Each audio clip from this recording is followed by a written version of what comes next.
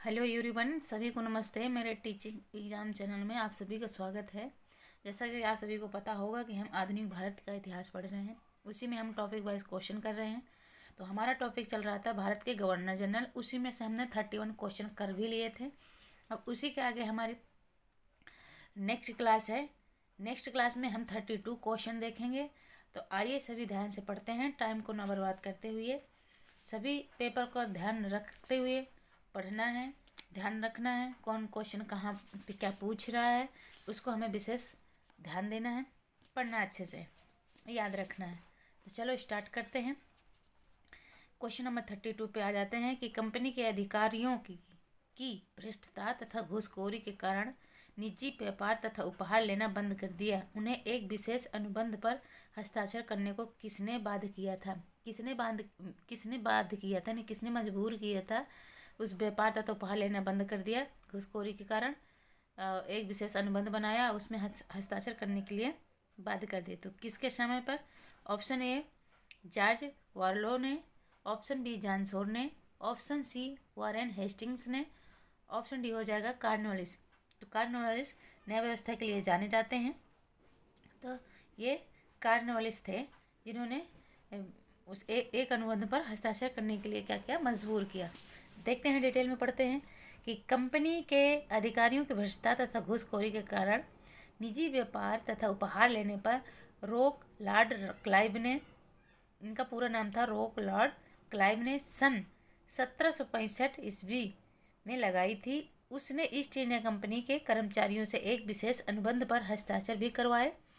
Cornwallis 1786 से 93 ईस्वी में ने अपने अधिकारियों के घूस और उपहार लेने तथा निजी व्यापार करने पर पूर्णतः क्या कर दिया, प्रतिबंध लगा दिया।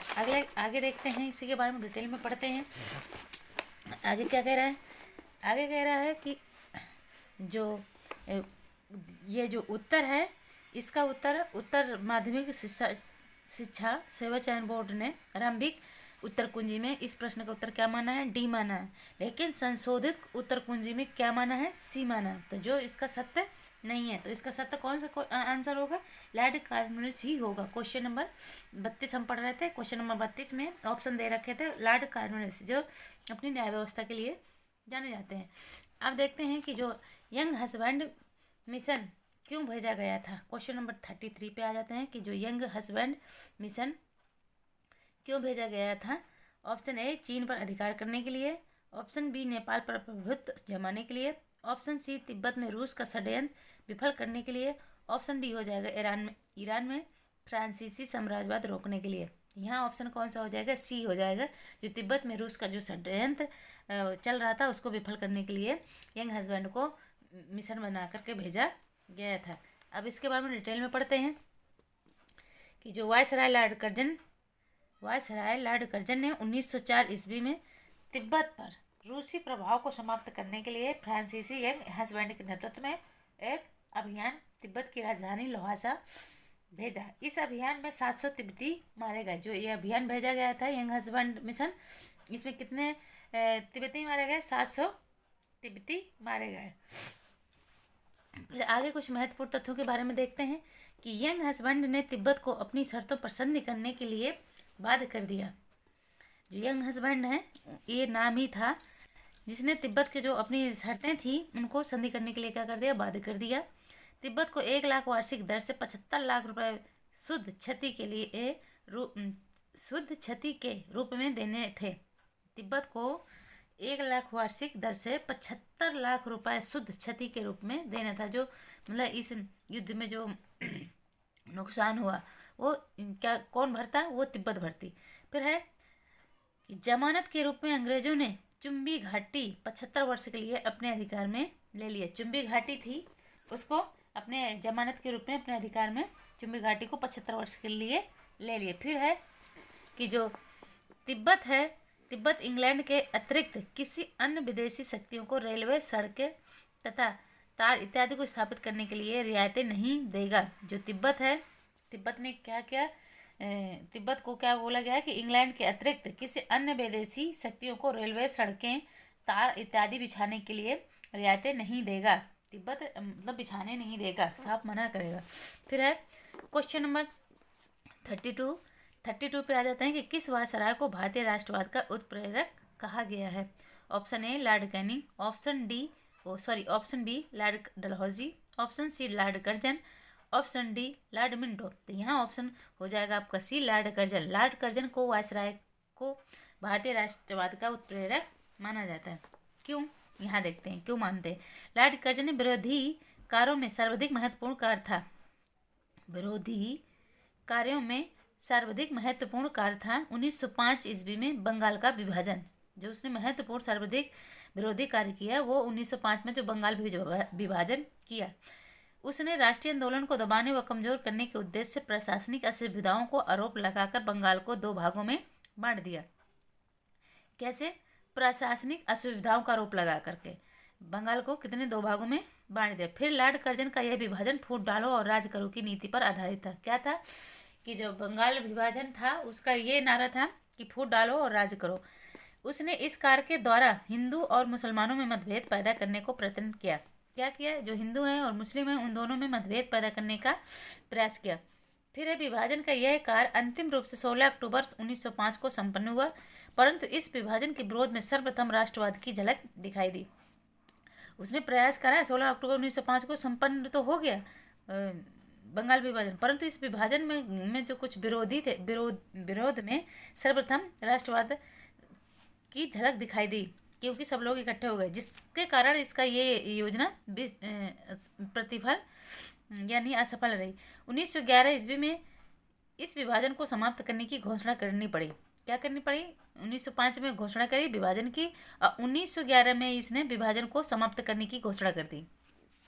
फिर है 1912 में जब कार्य रूप में परिणित हुआ, बंगाल विभाजन में उत्पन्न राष्ट्रवाद की उत्कंठा ने देशवासियों को स्वतंत्रता प्राप्ति की ओर अग्रसर किया। फिर लॉर्ड कर्जन इस कार्य के द्वारा ही उसे भारतीय राष्ट्रवाद का उत्प्रेरक कहा जाता है। फिर आगे देखते हैं आगे क्वेश्चन क्या पूछ रहा है। क्वेश्चन नंबर आ जाते हैं हम 35 पे।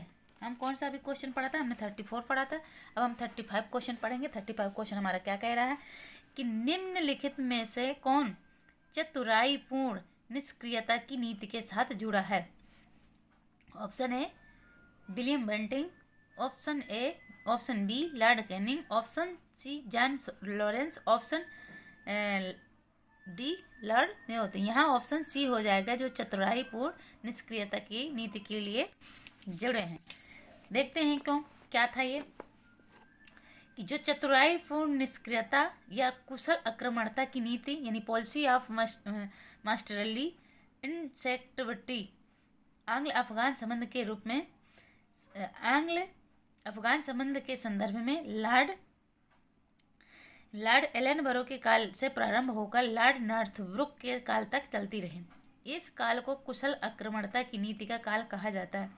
इस नीति को प्रायः जॉन लॉरेंस के नाम से विशिष्ट रूप से संबंधित किया जाता है, क्योंकि इसके वायसराय काल में इस नीति का अनुसरण करने का स्पष्ट अवसर मिला और इस नीति की रूपरेखा स्पष्ट रूप से निश्चित की गई। कुशल आक्रमणता शब्द का जो JWS वायले ने एडिनबरा रिव्यू में एक लेख में प्रयोग किया था, तब से यह शब्द भिन्न भिन्न वायसरायों की नीतियों के समर्थन अथवा आलोचना के लिए प्रयोग किया जाता है। ये जो शब्द है ये किस लिए प्रयोग किया जाता है? ये आलोचना के लिए प्रयुक्त किया जाता है, जो चतुराईपूर्ण निष्क्रियता है। ठीक है, अब देखते हैं अगला जो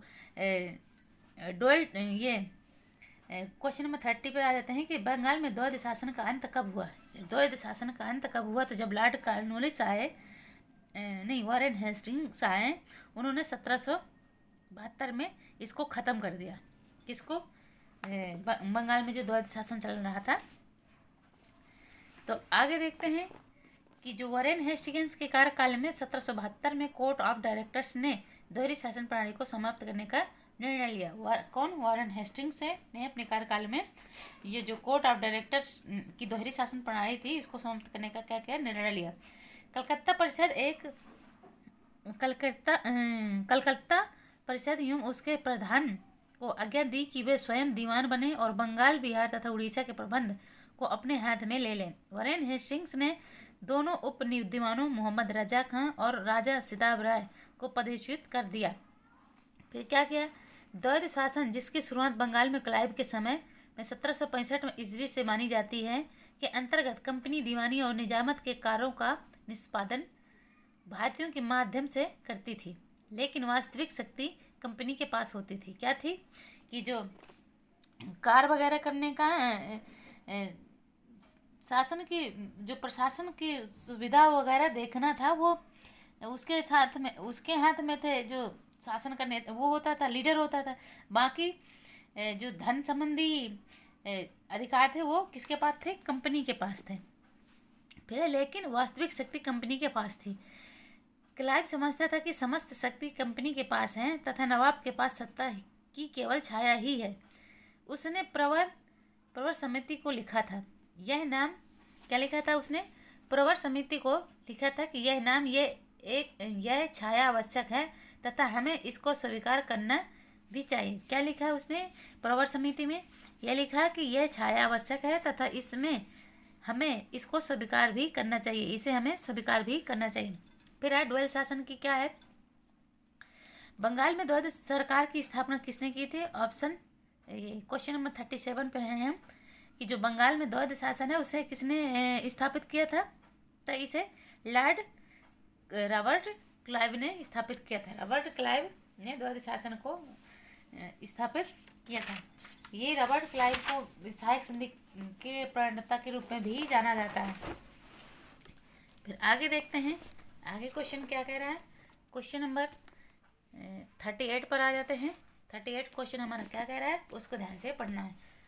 38 क्वेश्चन कह रहा है कि जो बंगाल में रॉबर्ट क्लाइव द्वारा स्थापित द्वैध सरकार को किसने समाप्त किया था। अभी हमने पढ़ा किसने, वॉरेन हेस्टिंग्स ने 1772 में इसको खत्म कर दिया। फिर है भारत में स्त्रियों की शिक्षा की अनुमति किसने दी थी। ऑप्शन ए डलहौजी ने, ऑप्शन बी विलियम बेंटिंग ने, ऑप्शन सी हार्डिंग प्रथम ने, ऑप्शन डी एलन बरो ने। तो यहाँ ऑप्शन ए लिखा हुआ है डलहौजी ने। डलहौजी ने स्त्रियों की शिक्षा को अनुमति दी थी। देखते हैं इसे डिटेल में पढ़ते हैं कि जो 1854 में लॉर्ड डलहौजी के कार्यकाल में चार्ल्स वुड घोषणा पत्र जारी किया गया। एक चार्ल्स वुड घोषणा पत्र जारी हुआ था 1854 में। इसमें स्त्रियों की शिक्षा सहित भावी शिक्षा के लिए एक बृहद योजना तैयार की, जिसमें अखिल भारतीय स्तर पर शिक्षा की नियामक पद्धति का गठन किया गया। फिर बोर्ड ऑफ कंट्रोल के प्रधान चार्ल्स वुड के नाम पर यह घोषणा पत्र वुड घोषणा पत्र कहा गया। जो चार्ल्स वुड थे उन्हीं के नाम से यह घोषणा पत्र जारी हुआ, जिसका नाम था वुड घोषणा पत्र। फिर अन्य महत्वपूर्ण तथ्यों में देखते हैं कि जो वुड घोषणा पत्र था उसे क्या कहा, जो वुड घोषणा पत्र को भारतीय शिक्षा का क्या कहा जाता है, मैग्ना कार्टा कहा जाता है। इसलिए कहा जाता है क्योंकि इसमें इस घोषणा पत्र में स्त्रियों की शिक्षा के लिए प्रधान योजना तैयार की गई, बृहद योजना तैयार की गई। फिर है इसमें स्त्री शिक्षा को प्रोत्साहन देने की बात कही गई है, वही हमने बताया अभी। फिर है लंदन विश्वविद्यालय के आधार पर कलकत्ता, बम्बई और मद्रास में 3 विश्वविद्यालय स्थापित किए गए। इसी के आधार पर क्या किया गया कि लंदन विश्वविद्यालय के आधार पर क्या किए गए, एक मुंबई, कलकत्ता और मद्रास में 3 विश्वविद्यालय स्थापित किए गए। फिर है उच्च शिक्षा के माध्यम के लिए अंग्रेजी भाषा के साथ साथ देसी भाषा को भी प्रोत्साहन देने की बात कही गई। क्या कहा गया है इसमें, ये कहा गया है कि उच्च शिक्षा के लिए अंग्रेजी शिक्षा के साथ साथ जो देसी भाषा है उसको भी प्रोत्साहन दिया गया। फिर आगे है क्वेश्चन नंबर 40, गोद प्रथा निषेध का सिद्धांत किस पर लागू किया गया। ऑप्शन ए सिर्फ हिंदू राज्यों पर, ऑप्शन बी हिंदू तथा मुस्लिम राज्यों पर, ऑप्शन सी है कुशासित राज्य पर, ऑप्शन डी है उत्तरी राज्यों पर। तो ये सिर्फ हिंदू राज्यों पर लागू किया गया था। आगे देखते हैं डिटेल में क्या कह रहा है कि जो लॉर्ड डलहौजी हैं 1848 में भारत गवर्नर जनरल बनकर आया। जो लॉर्ड डलहौजी कब भारतीय गवर्नर जनरल बनकर आए, तो ये 1848 में गवर्नर जनरल बनकर भारत आए। फिर उसने राज्यों के प्रति ब्रिटिश नीति को एक नई दिशा दी। उसने राज हड़प का सिद्धांत प्रारंभ किया। इस सिद्धांत के अनुसार हिंदू राजाओं से दत्तक पुत्र लेने का अधिकार छीन लिया गया। दत्तक पुत्र मतलब कि जैसे कि आप स्वयं के पुत्र नहीं है तो आप दूसरे के पुत्र को गोद में ले सकते हो, तो उसको उसने बंद कर दिया कि भाई ऐसा नहीं होगा, तुम दूसरे का पुत्र नहीं ले सकते अगर तुम्हारे पास नहीं है। तो ये होते हैं दत्तक पुत्र। फिर अन्य महत्वपूर्ण तथ्य में कि इसने 17 जैतपुर, संबलपुर, बघाट, उदयपुर, झांसी और नागपुर व्यापगत सिद्धांत के अंतर्गत विलय कर लिए गए। क्या कर लिए गए? जो सतारा है, नागपुर, झांसी, जैसलमेर, जैतपुर, बघाट, उदयपुर, झांसी और संभल, नागपुर, ये सभी को व्यापगत सिद्धांत के अंतर्गत विलय कर लिए गए। फिर है अवध राज्य को कुशासन का आरोप लगाकर विलय कर लिया गया। जो अवध है, अवध को कुशासन का आरोप लगाकर विलय कर लिया गया। डलहौजी ने तंजौर और कर्नाटक के नवाबों की उपाधियां भी छीन ली। क्या करा? डलहौजी ने जो तंजौर के राजा थे, तंजौर और कर्नाटक के, उनके नवाबों को भी क्या करी? पदवी छीन ली, यानी उपाधियां छीन ली। फिर आगे क्वेश्चन देखते हैं। इसे क्या करना है? इसको सीक्वेंस से रखना है। सीक्वेंस से कौन? निम्न घटनाओं पर विचार कीजिए एवं उन्हें कालानुक्रमानुसार व्यवस्थित कीजिए, यानी टाइम पीरियड के हिसाब से इन्हें व्यवस्थित करना है। क्या कह रहा है कि जैतपुर का विलय, सतारा का विलय, झांसी का विलय, नागपुर का विलय। तो सभी को पता है कि जो गवर्नर जनरल लॉर्ड डलहौजी हैं, उन्होंने 1848 से 1856 तक व्यापगत का सिद्धांत या राज हड़प की नीति को प्रारंभ किया था। इसके अंतर्गत सबसे पहले देखो, जो सतारा का हुआ उसने कब करा? तो इसने 1848 में सतारा को मिलाया, 1848। फिर जैतपुर और संभल को 1849, जैतपुर और किसको? संभल को। जैतपुर संभल को 1849। फिर कह रहा है झांसी का विलय, तो इसने बघाट को 1850 में, उदयपुर को 1852 में, और इसे 1852 में, ये झांसी को 1853 में। झांसी को कब विलय किया? 1853 में। फिर नागपुर का विलय, नागपुर का कब विलय करा इसने? 1854 में। कब किया? 1854 में। तो अब हमें इसको सीक्वेंस बाई बैठाना है। तो सबसे पहले कौन आ जाएगा? सबसे पहले आ जाएगा सतारा। सतारा का विलय 1848, जैतपुर का विलय 1849, झांसी का विलय 1853 और नागपुर का विलय 1854। तो सबसे पहले हमारा आ जाएगा सतारा, यानी सेकंड ऑप्शन।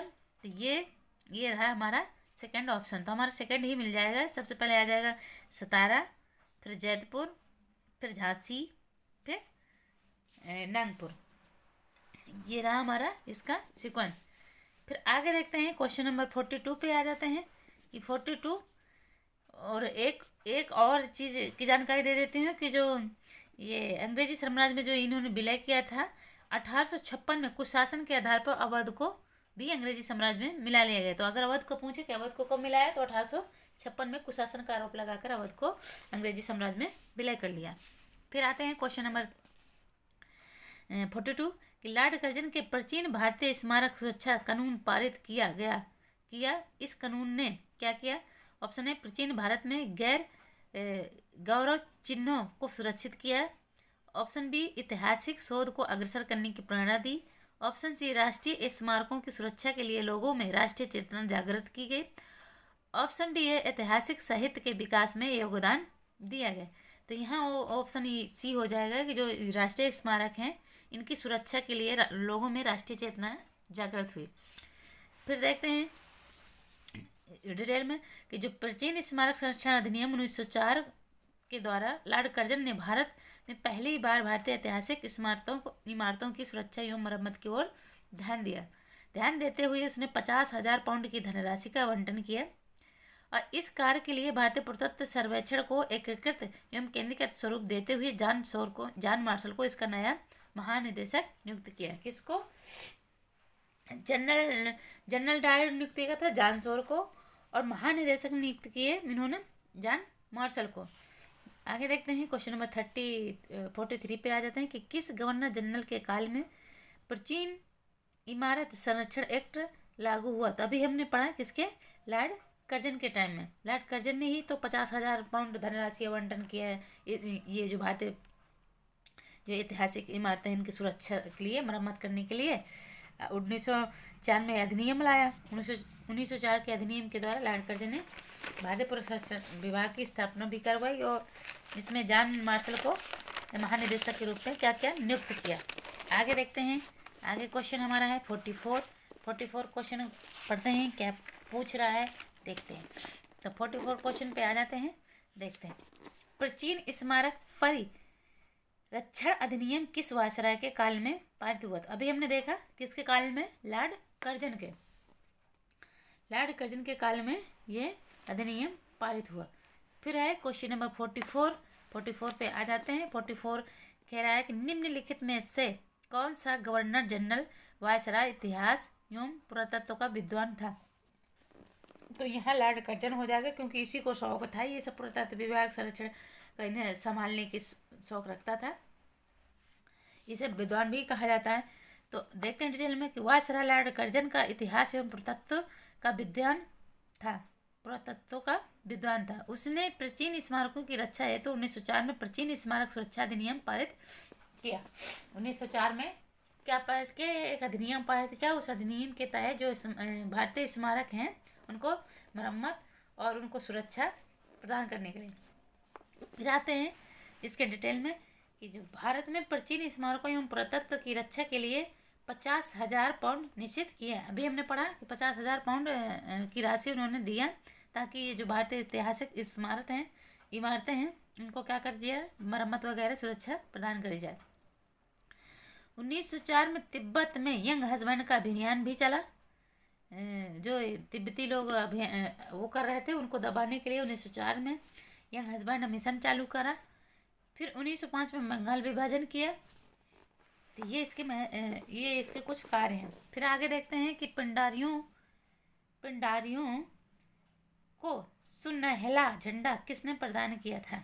जो पिंडारिया थे, पिंडारियों को सुनहला झंडा किसने प्रदान किया था? Option A Jaswant Rao Holkar, option B Madhav Rao Scindia, option B Malhar Rao Holkar, option D Jujharu Rao Holkar. तो यहाँ ऑप्शन सी हो जाएगा मल्हार राव होलकर। मल्हार राव होलकर ने पिंडारियों को सुनहला झंडा प्रदान किए थे। देखते हैं ये क्या है क्या। तो पिंडारियों को सुनहला झंडा मल्हार राव होलकर ने प्रदान किया था। पिंडारियों का पहला उल्लेख मुगलों के महाराष्ट्र पर 1889 ईस्वी के आक्रमण के समय आता है।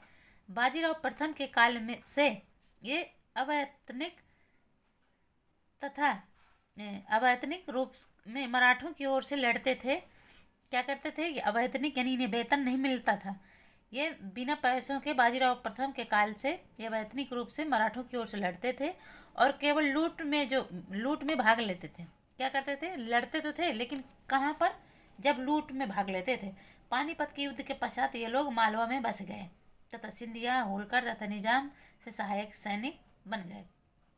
फिर आगे है क्वेश्चन नंबर 47 आ जाते हैं 47 कि पिंडारियों का दमन किसके काल में हुआ? Option A Lord Clive, option B Lord Hastings, option C Lord Cornwallis, option D Lord Wellesley. तो यहाँ ऑप्शन बी हो जाएगा लॉर्ड हेस्टिंग्स। कौन हो जाएगा? Lord Hastings. देखते हैं इसके बारे में डिटेल में जानते हैं कि पिंडारी थे कौन, क्या करते थे। अभी हमने देखा भी कि लूट वगैरह के साथ में ये साझा होते थे, शामिल होते थे। देखते हैं तो पिंडारी जो थे, पिंडारी मराठी भाषा का शब्द है। पिंडारी है जो ये मराठी भाषा का शब्द है। ये लुटेरों का एक दल था। क्या था? ये लुटेरों का एक दल था जो धर्म वगैरह लूटते थे, जिसमें से हिंदू तथा मुस्लिम दोनों सम्मिलित थे। इस ग्रुप में कौन थे? हिंदू मुस्लिम भी थे। 4 पिंडारी सरदार अत्यंत प्रमुख थे। जो इसमें 4 पिंडारी सरदार थे, इसमें प्रमुख थे कौन कौन से? चीतू, वासिल, मोहम्मद, अमीर खां एवं करीम खां। यानी कि चीतू, वासिल, मोहम्मद, अमीर खां एवं करीम ये मुख्य सरदार थे। लॉर्ड हेस्टिंग्स ने पिंडारियों के दमन के लिए उत्तरी सेना की कमान स्वयं संभाली, जबकि दक्षिणी सेना कमान थॉमस हिस्लॉप को दे दी गई। 1818 ईस्वी तक पिंडारियों का सफाया कर दिया गया, यानी कि दमन कर दिया गया, खत्म कर दिया गया 1818 में। फिर आते हैं अन्य महत्वपूर्ण तथ्यों के बारे में। कह रहा है कि लॉर्ड हेस्टिंग्स का कार्यकाल की अन्य प्रमुख घटनाएं। आंग्ल नेपाल युद्ध था वो 1814 से 16 ईस्वी तक। इस युद्ध की समाप्ति 1816 के संगौली की संधि से समाप्त हुई। जो आंग्ल नेपाल युद्ध चल रहा था, आंग्लों और नेपाल युद्ध, ये 1814 से 1816 तक चला और ये 1816 में संगोली की संधि के साथ समाप्त हो गया। तो अगर पूछे कि संगोली की संधि कब हुई, तो ये नेपाल युद्ध जब चल रहा था, आंग्ल नेपाल युद्ध, उसी नेपाल युद्ध को संगोली की संधि से समाप्ति हुई। फिर है मराठों का संघ अंततः नहीं सॉरी मराठों का संघ का अंत हेस्टिंग्स ने मराठों के तृतीय युद्ध में पराजित कर मराठा संघ को भंग कर दिया। तृतीय युद्ध में हेस्टिंग्स ने पराजित किया मराठों को और मराठा संघ को क्या कर दिया, भंग कर दिया गया। इस समय में अंग्रेजों की हस्तक्षेप की नीति का परित्याग कर दिया गया। अंग्रेजों की जो हस्तक्षेप नीति थी उसको क्या कर दिया गया, परित्याग कर दिया गया। फिर आते हैं क्वेश्चन नंबर 48 पर, निम्नलिखित में से किस गवर्नर जनरल ने पिंडारियों और पठानों का दमन किया? तो अभी हमने पढ़ा लॉर्ड हेस्टिंग्स ने इनका दमन कर दिया था 1818 में। फिर आते हैं क्वेश्चन नंबर 49 पे आ जाते हैं। भारत का प्रथम गवर्नर जनरल था, जो भारत का प्रथम गवर्नर जनरल कौन था?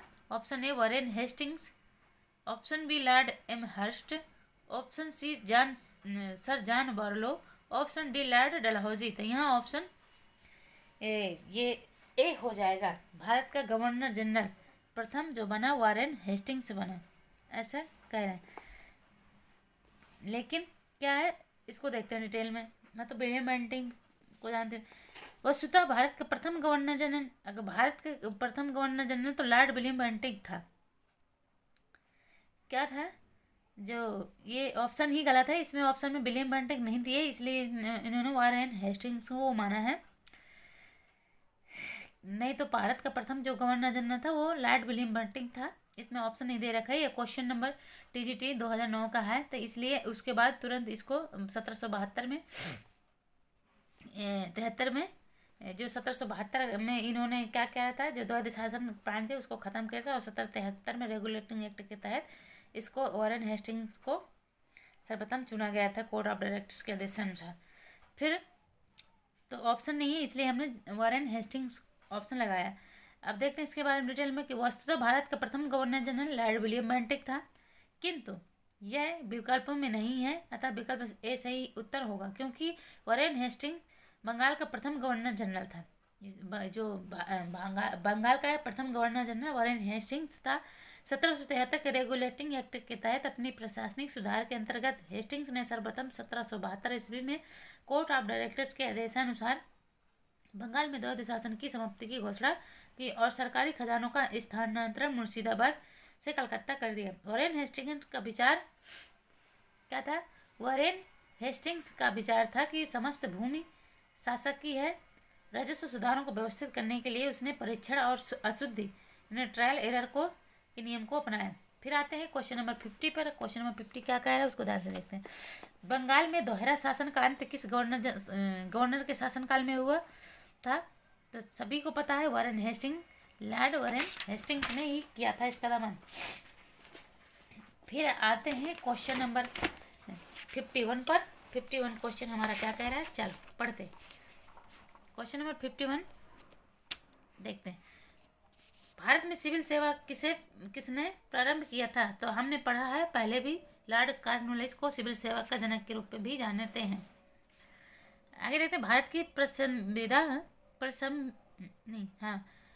प्रसंविधाबद्ध सिविल सेवा या लोक सेवा का सृजन कॉर्नवालिस द्वारा किया गया। बंगाल का गवर्नर जनरल बनने के बाद कॉर्नवालिस ने प्रशासन को पुनर्गठित किया तथा राजस्व बोर्डों को भंग कर इसके संबंध में नए नियम बनाए तथा कंपनी के अधिकारियों के व्यक्तिगत व्यापार के संबंध में भी नए नियम बनाए। उसने कॉर्नवालिस कोड के माध्यम से दीवानी तथा न्यायिक क्षेत्रों में स्पष्ट विभाजन किया, जिसने आगे चलकर भारतीय सिविल सेवा का रूप दिया गया। फिर आते हैं क्वेश्चन नंबर 52 पे कि भारतीय सिविल सेवा किसके काल में प्रारंभ हुई? अभी हमने पढ़ा किसके काल में, कॉर्नवालिस के काल में। फिर आते हैं क्वेश्चन नंबर 53 पे कि भारतीय सिविल सेवा का संस्थापक किसे माना जाता है? अभी हमने देखा लॉर्ड कॉर्नवालिस को। फिर आगे देखते हैं कि पहली रेलवे लाइन भारत में किसके समय बिछाई गई थी? तो ये लॉर्ड डलहौजी के काल में बिछाई गई थी। अब देखते हैं डिटेल में कि भारत में रेल निर्माण की दिशा में प्रथम प्रयास British governor general Lord Dalhousie द्वारा किया गया था। प्रथम रेलवे लाइन 1853 ईस्वी में बम्बई से थाने के बीच डलहौजी के समय बिछाई गई थी। डलहौजी इसका वास्तविक नाम नहीं था, उसका जेम्स आउटरम नाम था। जेम्स आउटरम इसका वास्तविक नाम था, ये उपाधि थी डलहौजी उसकी। फिर क्या कह रहा है कि रेलवे लाइन, प्रथम रेलवे लाइन 1853 में बम्बई से थाने के बीच डलहौजी के समय बिछाई गई। भारत में रेलवे के विकास का मुख्य उद्देश्य कच्चे माल को देश के आंतरिक भागों से बंदरगाहों तक ले जाना था। इसका दूसरा उद्देश्य सेना को दूर दराज के क्षेत्रों तक पहुंचाना था, ताकि ब्रिटिश शासकों के प्रति होने वाली किसी भी विद्रोह को सरलता से कुचला जा सके। रेलवे का सर्वाधिक विस्तार 1900 के आसपास लॉर्ड कर्जन के समय हुआ था, यानी लॉर्ड कर्जन के समय और ज़्यादा फैल गया। फिर आगे देखते हैं, क्वेश्चन नंबर आ जाते हैं 55 क्वेश्चन क्या कह रहा है उसको ध्यान से देखते हैं। सूची फर्स्ट को सूची सेकंड के साथ सही सुमेलित कीजिए और सूची के नीचे दिए गए कूट का प्रयोग करके सही उत्तर चयन कीजिए। तो यहाँ पर हमको इनके एक साइड ये वायसराय दे रखा है, यानी गवर्नर जनरल दे रखा है, और एक साइड इनके कारों को दे रखा है। तो हमको उनको मिलाना है। तो सबको पता है कि जो लॉर्ड डलहौजी है वो किसके लिए जाने जाते हैं, व्यापगत सिद्धांत के लिए। जो आपको पहले ही पता है उसी को मिलाते। तो हमें बी का फोर्थ देखना है कहाँ कहाँ पर है। तो ये बी का फोर्थ है, तो इसका मतलब ए ऑप्शन। देखो जो हमको आता है उसी को हमें मिलाना है पहले। तो हमें लॉर्ड डलहौजी के बारे में पता है कि लॉर्ड डलहौजी ने व्यापगत का सिद्धांत चलाया था। तो बी का चौथे नंबर पर हो जाएगा। तो यहाँ पर बी का हमें देख लेना, यहाँ और कहीं पर बी का चौथे नंबर नहीं है, तो यहाँ पर है, तो हमारे यही ऑप्शन हो जाएगा। वैसे हम और देख लेते हैं। फिर है कि जो लॉर्ड कर्जन है, लॉर्ड कर्जन किस लिए जाने जाते हैं, ये बंगाल विभाजन के लिए जाते हैं। तो डी का फर्स्ट हो जाएगा, ये हो गया हमारा। फिर है लॉर्ड रिपन, लॉर्ड रिपन किस लिए जाने जाते हैं, लॉर्ड रिपन स्थायी सुशासन के लिए जाने जाते हैं, तो यह का सेकेंड हो जाएगा। फिर Lord William Bentinck, Lord William Bentinck सती प्रथा का उन्मूलन करा था, इसलिए ये जाने जाते हैं। तो हमारा ऑप्शन कौन सा हो जाएगा, ए हो जाएगा। ये क्वेश्चन टीजीटी पीजीटी 2005-9 में दोनों में आया। तो अभी हमने पढ़ लिया, अब इसे मिलाने की जरूरत नहीं। अब देखते हैं अनुमानित पुरातत्व में देख लेते हैं कि जो बंगाल में दोहरा शासन का प्रारंभ किसने किया था, क्लाइव ने, लॉर्ड क्लाइव ने करा था। बंगाल में जो दोहरा शासन चालू हुआ था उसने किसने चालू किया था, लॉर्ड क्लाइव ने चालू किया था। फिर ईस्ट इंडिया एक्ट कब आया था, वॉरेन हेस्टिंग्स के समय आया था, उसने लाया। फिर vernacular press act Lord Lytton के टाइम पे आया। एल्बर्ट बिल विवाद लॉर्ड रिपन के टाइम पे आया, जो एल्बर्ट बिल विवाद था जिससे जॉन शॉ ने हस्तक्षेप की नीति अपनाई थी। फिर आगे देखते हैं, क्वेश्चन नंबर 56 पर आ जाते हैं कि सर कॉलिन स्कॉट मोनिक्रिफ आयोग नियुक्त किया गया था। मोनिक्रिफ आयोग किस लिए नियुक्त किया गया, तो ये देख रहे हैं। ऑप्शन ए भारत में विश्वविद्यालयों की दशा की जांच करने के लिए। ऑप्शन बी सरकारी वित्त में सुधार हेतु भू राजस्व का पुनर्निर्धारण करने के लिए। ऑप्शन सी है सिंचाई में सुधार के उपायों का अन्वेषण करने और सुझाव देने के लिए। ऑप्शन डी है पूर्व और पश्चिम बंगाल की प्रशासनिक सीमाओं को पुनः समायोजित करने के लिए। तो यहाँ ऑप्शन सी हो जाएगा। जो सर कॉलिन है, सर कॉलिन स्कॉट मोनिक्रिफ को जो आयोग नियुक्त किया था वो सिंचाई में सुधार के उपायों का अन्वेषण करने और सुझाव देने के लिए किया गया था। अब देखते हैं डिटेल में कि जो 1901 में सर कॉलिन स्कॉट मोनिक्रिफ की अध्यक्षता में सिंचाई में सुधार के उपायों का अन्वेषण करने और सुझाव देने के लिए आयोग का गठन हुआ। आयोग का सुझाव था कि आगामी 20 वर्षों में 5.5 करोड़ रुपए क्या करना है, सिंचाई व्यवस्था पर खर्च किए जाए। जो 5.5 करोड़ रुपए हैं वो कहाँ खर्च किए जाए, सिंचाई व्यवस्था पर खर्च किए जाए। शीघ्र ही सरकार ने झेलम नहर का कार्य पूरा किया और ऊपरी चिनाब, ऊपरी झेलम तथा लोअर बारी दोआब नहरों के कार्यों को प्रारंभ किया। इस दौरान गवर्नर जनरल लॉर्ड कर्जन 1899 से 1905 तक था। जो गवर्नर जनरल था इस दौरान कौन थे, लॉर्ड कर्जन थे, जो 1899 से 1905 तक रहे। फिर है कर्जन के शासनकाल के दौरान ही 1902 में भारत में विश्वविद्यालयों की अवस्था की जांच के लिए विश्वविद्यालय आयोग का गठन हुआ। साथ ही 1902 में फ्रेजर की अध्यक्षता में पुलिस आयोग और 1900 में मैकडॉनेल की अध्यक्षता में अकाल आयोग का गठन हुआ। फिर आगे क्वेश्चन नंबर 57 पर आ जाते हैं। लॉर्ड डलहौजी ने किस वर्ष यह घोषणा की कि मुगल बादशाह बहादुर शाह के उत्तराधिकारियों को लाल किले खाली करना पड़ेगा? तो जो लॉर्ड डलहौजी थे उसने कब यह घोषणा की कि जो मुगल बादशाह बहादुर शाह के जो उत्तराधिकारी हैं उन्हें किला खाली करना पड़ेगा? ऑप्शन बी हो जाएगा 1849 में, 1849 AD में। देखते हैं 1849 ईस्वी में गवर्नर जनरल डलहौजी ने ऐलान किया कि बहादुर शाह जफर की मृत्यु के बाद बादशाह के परिवार को लाल किले से निकालकर उसे दिल्ली में कहीं और बसाया जाएगा। 1856 ईस्वी में गवर्नर जनरल कैनिंग ने फैसला किया कि बहादुर शाह जफर आखिरी मुगल बादशाह होंगे। उनकी मृत्यु के बाद उनके किसी भी वंशज को बादशाह नहीं बनाया जाएगा। तो अगर पूछे कि ये घोषणा किसने की कि बहादुर शाह जफर की मृत्यु के बाद अगला उनके वंशज कोई बादशाह नहीं बनेगा, तो ये मुगल ये गवर्नर जनरल कैनिंग ने यह फैसला किया था। और ये इन्हें जो लाल किले से बर्खास्त किया गया, लाल किले के बाहर निकालने की घोषणा की, निकाल कर उसे दिल्ली कहीं और बसाया जाए, ये लॉर्ड डलहौजी ने किया 1849 में। फिर आते हैं क्वेश्चन नंबर 58 पर। लॉर्ड मेयो की हत्या किस वर्ष हुई थी? अच्छा, जो लॉर्ड मेयो थे उनकी हत्या किस वर्ष हुई और किसने करी? तो देखते हैं। तो ऑप्शन ए हो जाएगा 1869, option B 1870, option C 1872, option 1874। तो जो लॉर्ड मेयो है उन्हें कृषि विभाग का जनक भी माने जाते हैं। तो लॉर्ड मेयो की हत्या 1872 ईस्वी में इन्होंने एक कृषि विभाग की स्थापना भी की थी। 1872 ईस्वी में हुई थी यह हत्या मेयो के अंडमान निकोबार द्वीप समूह के भ्रमण के दौरान शेर अली अफरीदी नामक एक कैदी द्वारा की गई थी। किसके द्वारा? जो अली अफरीदी नामक एक कैदी था उसने लॉर्ड मेयो की हत्या 1872 में कर दी गई थी। फिर है मेयो प्रथम गवर्नर जनरल था जिसकी हत्या उसके कार्यकाल में ही की गई। बताया ना कि 1872 में इन्होंने कृषि विभाग की स्थापना करी थी और उन्हीं के शासनकाल में उसकी हत्या कर दी गई। अफरीदी नामक एक कैदी था। फिर है भारत में अंग्रेजों के समय प्रथम जनगणना लॉर्ड मेयो के काल में हुई। जो लॉर्ड मेयो थे उन्हीं के शासनकाल में 1872 में जनगणना प्रारंभ हुई, जबकि नियमित जनगणना लॉर्ड रिपन के काल में स्टार्ट हुई 1881 में। पहले 1872 में स्टार्ट हुई, प्रारंभ की गई, लेकिन जब नियमित यानी लगातार जब हुई वो 1881 में लॉर्ड रिपन के काल में स्टार्ट हुई 1881 में। फिर आते हैं 59 पर कि सती प्रथा का अंत किसने किया था? तो सबको पता है लॉर्ड विलियम बेंटिक ने सती प्रथा का अंत करा था। देखते हैं इसको डिटेल में, देखते हैं सती प्रथा के बारे में डिटेल में जानते हैं। तो सती प्रथा, सती शब्द का अर्थ है कि एक पवित्र और सच्चरित्र नारी।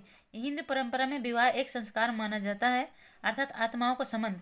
स्त्री और पुरुष का बंधन शाश्वत और जन्म जन्मांतर में रहने वाला है, अर्थात ये माना जाने लगा कि स्त्री को अपने पति के साथ ही मर जाना चाहिए और उसके शरीर के साथ ही अपने शरीर को भस्म कर देना चाहिए। 18वीं शताब्दी तक ब्राह्मणों ने यह कहना आरंभ कर दिया था कि स्त्री के सती होने से उसके पति के कुल की 7 पीढ़ियों तक लोग स्वर्ग को प्राप्त कर लेते हैं।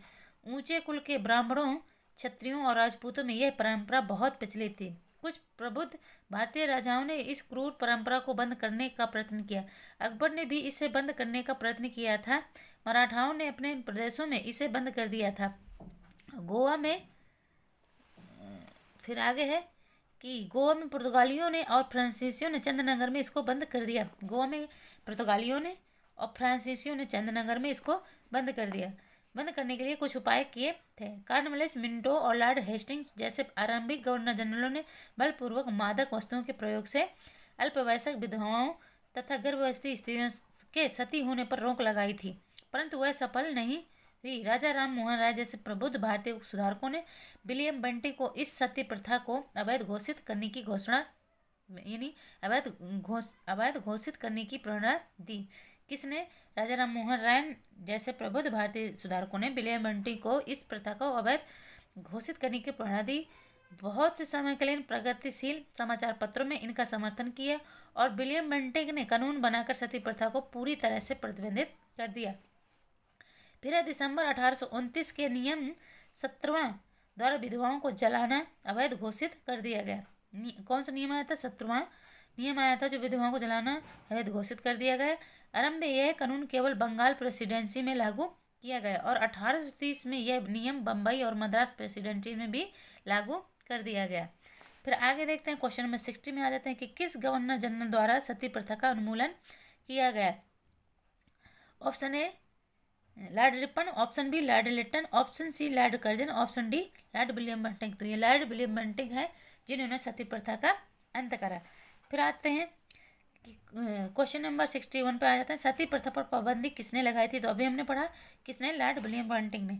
फिर आते हैं क्वेश्चन नंबर 62 पे, निम्नलिखित में किसने सती प्रथा को समाप्त किया? तो अभी हमने देखा लॉर्ड विलियम बेंटिक ने। फिर आगे क्वेश्चन देखते हैं, आगे क्वेश्चनों पर आ जाते हैं कि जो भारत में, क्वेश्चन नंबर 63 पर आ जाते हैं, भारत में सती प्रथा को समाप्त किया गया।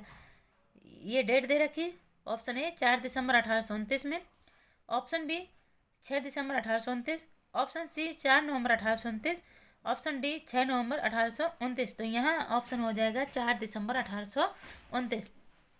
आगे देखते हैं डिटेल में कि governor general Lord William Bentinck के काल में 4 दिसंबर 1829 ईस्वी में नियम 17वें द्वारा सती प्रथा को बंद कर दिया गया। सती प्रथा को खत्म करने में राजा राम मोहन राय का महत्वपूर्ण योगदान रहा। सती प्रथा के समर्थन के लिए राजा राधाकांत देव ने 1830 ईस्वी में धर्म सभा की स्थापना की।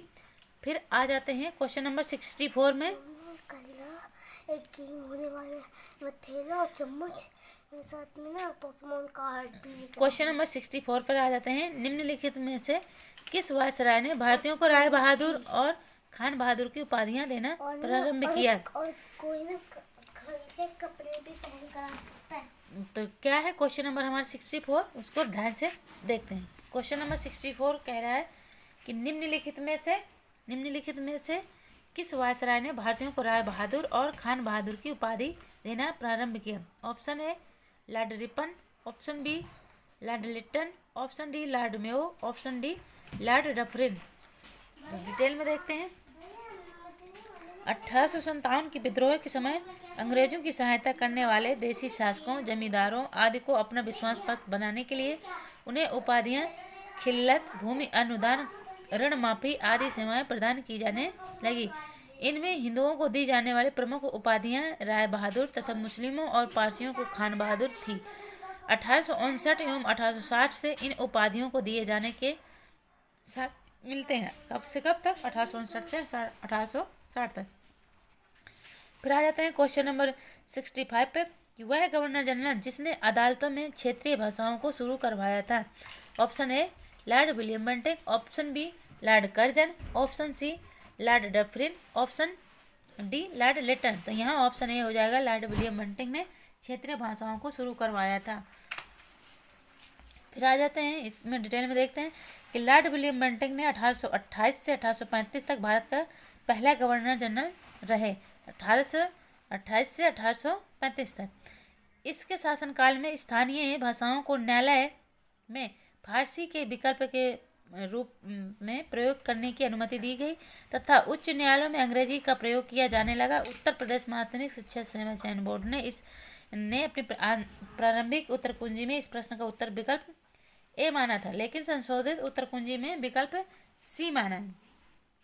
तो जबकि इसका आंसर कौन सा हो जाएगा? ए ही होगा। फिर आते हैं क्वेश्चन नंबर 66 में। 66 क्या कह रहा है कि लॉर्ड वेलेस्ली ने किसको अपने दूत के रूप में ईरान के शाही दरबार में भेजा था? लॉर्ड वेलेस्ली ने किसको शाही दरबार में भेजा था? ऑप्शन ए रहमत अली खां को, ऑप्शन बी मेहंदी अली खां को, ऑप्शन सी सदाकत अली खां को, ऑप्शन डी रफाकत अली खां को। तो यहाँ ऑप्शन बी हो जाएगा मेहंदी अली खां को। अब देखते हैं क्वेश्चन, इसको डिटेल में पढ़ते हैं, डिटेल में आ जाते हैं। तो लॉर्ड वेलेस्ली ने मेहंदी अली खां को अपने दूत के रूप में ईरान के शाह के दरबार में 1799 में ईस्वी में भेजा था। नवंबर 1800 में एक अन्य दूत जॉन मैल्कम को बहुत सा उपहार लेकर तेहरान भेजा। इसके परिणाम स्वरूप एक संधि हुई जिसमें शाह ने फ्रांसीसियों को अपने देश में आने की अनुमति न देने का वचन दिया। फिर आते हैं वर्नाकुलर प्रेस एक्ट किसने समाप्त किया। 67 क्वेश्चन, वर्नाकुलर जो प्रेस एक्ट आया था उसे किसने समाप्त किया। ऑप्शन ए लॉर्ड कर्जन ने, ऑप्शन बी लॉर्ड लिटन ने, ऑप्शन सी लॉर्ड वेलेस्ली ने, ऑप्शन डी लॉर्ड रिपन ने। तो यहाँ ऑप्शन डी हो जाएगा लॉर्ड रिपन। लॉर्ड रिपन को वर्नाकुलर प्रेस एक्ट ने खत्म करा था। किसने? लॉर्ड रिपन ने वर्नाकुलर प्रेस एक्ट को समाप्त किया था। अब देखते हैं वर्नाकुलर प्रेस एक्ट क्या था। तो वर्नाकुलर प्रेस एक्ट ये भारतीय भाषा समाचार पत्र अधिनियम 1878 ईस्वी में लॉर्ड लिटन के काल में पारित किया गया था। इस अधिनियम को मुंह बंद करने वाला अधिनियम भी कहा गया। क्या कहा गया है? वर्नाकुलर प्रेस एक्ट को मुंह बंद करने वाला अधिनियम भी कहा गया है। इस अधिनियम को लॉर्ड रिपन द्वारा 1882 ईस्वी में समाप्त कर दिया गया। लॉर्ड रिपन द्वारा इसे कब समाप्त कर दिया गया? 1882 में समाप्त कर दिया गया। लॉर्ड रिपन 1880 से 1884 ईस्वी तक भारत के सर्वाधिक लोकप्रिय गवर्नर जनरल रहे। लॉर्ड लिटन के बाद लॉर्ड रिपन ने 1882 में इसे खत्म कर दिया। फिर आगे देखते हैं कि रिपन का काल स्थानीय स्वायत्त शासन के जन्म के काल माना जाता है। स्वायत्त शासन के काल के रूप में जाना जाता है। 1881 में प्रथम फैक्ट्री अधिनियम इसी के समय में पारित हुआ। प्रथम फैक्ट्री अधिनियम 1881 में इसी के शासनकाल में पारित हुआ। फिर 1882 में प्राथमिक शिक्षा से संबंधित हंटर कमीशन का गठन किया गया। 1882 में जो हंटर कमीशन आयोग गया था 1882 में इसी के लॉर्ड रिपन के काल में ही पारित किया गया। इल्बर्ट बिल विवाद 1883 ईस्वी में रिपन के समय में ही हुआ था। फिर आगे क्वेश्चन देखते हैं। क्वेश्चन नंबर 68 पे आ जाते हैं कि किसने वर्नाकुलर प्रेस एक्ट समाप्त किया। अभी हमने देखा किसने? लॉर्ड रिपन ने वर्नाकुलर प्रेस एक्ट को समाप्त किया था। फिर आ जाते हैं क्वेश्चन नंबर 70 पे आ जाते हैं कि वर्नाकुलर प्रेस एक्ट को किस गवर्नर जनरल ने समाप्त किया था। अभी देखा किसने? लॉर्ड रिपन ने। फिर आते हैं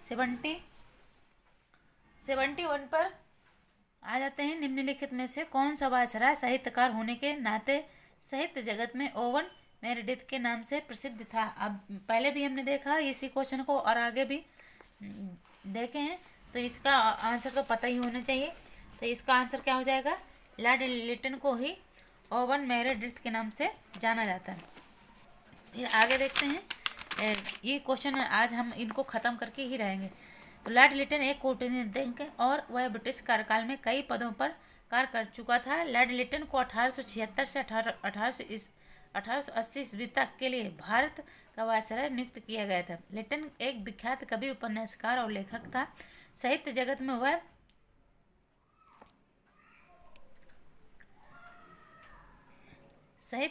में वह ओवन मेरेडिथ के नाम से प्रसिद्ध था। फिर आ जाते हैं क्वेश्चन नंबर 72 पे। भारत में स्थानीय शासन को किसने प्रोत्साहित किया। तो अभी हमने देखा लॉर्ड रिपन ने स्थानीय स्वायत्त शासन के लिए जाना जाता है। अब इसके बारे में डिटेल में देखते हैं कि 1880 में इंग्लैंड में ग्लैडस्टोन के नेतृत्व में उदारवादी दल सत्ता में आया। ग्लैडस्टोन यूरोप में स्वतंत्रता का समर्थक था। उसने भारत के प्रति अपनी नीति का इन शब्दों में वर्णन किया। हमारा भारत में रहने का अधिकार इस तर्क पर है कि हमारा वहाँ रहना भारतीयों के लिए हितकर है और साथ ही यह कि भारतीय यह अनुभव करें कि यह हितकर है। इस दौरान रिपन को वायसराय पद के लिए चुना गया। संभवतः रिपन के कार्यकाल का सबसे महत्वपूर्ण कार्य स्थानीय स्वशासन पर सरकारी प्रस्ताव 1882 ईस्वी तथा रिपन देश की नगर पालिकाओं को विकसित करना चाहता था। उसके अनुसार इन्हीं देश की राजनीतिक शिक्षा आरंभ होती थी। प्रस्ताव के तहत ग्रामीण प्रदेशों में स्थानीय बोर्डों की स्थापना की गई। प्रत्येक जिले में जिला उपविभाग, तालुका अथवा तहसील बोर्डों बनाने की आज्ञा हुई। नगरों में नगर पालिकाएं स्थापित की गई। इन स्थानीय संस्थाओं को निश्चित कार्य तथा आय के साधन दिए गए। अब आ जाते हैं क्वेश्चन नंबर 33 पर। क्वेश्चन नंबर 33 क्या कह रहा है कि निम्न में से कौन प्रेस की स्वतंत्रता के समर्थक थे। Option A Charles Metcalfe, option B Lord Hastings, option C Lord Macaulay, option D उपरोक्त में से सभी। तो उपप्रयोग में से सभी हो जाएंगे। स्वतंत्रता के समर्थक थे लॉर्ड हेस्टिंग्स भी, लॉर्ड मैकाले भी और लॉर्ड चार्ल्स मेटकॉफ भी। इसको डिटेल में देखते हैं। लॉर्ड हेस्टिंग्स, इस क्वेश्चन के बारे में डिटेल में देखते हैं। Lord Hastings, Lord Auckland, Lord Ripon, William Bentinck, Lord Metcalfe ऐसे गवर्नर जनरल तथा वायसराय थे जो प्रेस की स्वतंत्रता के पक्षधर थे। लॉर्ड मैकाले भी प्रेस की आज़ादी का पक्षधर था। उत्तर प्रदेश माध्यमिक शिक्षा सेवा चयन बोर्ड ने अपने उत्तर कुंजी में इस प्रश्न का उत्तर ए माना है, लेकिन संशोधित उत्तर कुंजी में डी माना है, यानी सभी सही माना। फिर आ जाते हैं क्वेश्चन नंबर 74 में कि निम्नलिखित में से कौन भारतीय प्रेस की स्वतंत्रता के समर्थक थे। तो अभी हमने देखा लॉर्ड लिटन, लॉर्ड हेस्टिंग्स थे, लॉर्ड लिटन नहीं sorry, Lord Hastings, Lord Ripon और लॉर्ड चार्ल्स मेटकॉफ भी, लॉर्ड मैकाले भी थे, लेकिन इसमें ऑप्शन सी हो जाएगा, लॉर्ड हेस्टिंग्स। अगला क्वेश्चन देखते हैं। क्वेश्चन नंबर 55 पे आ जाते हैं। क्वेश्चन नंबर 55 क्या कह रहा है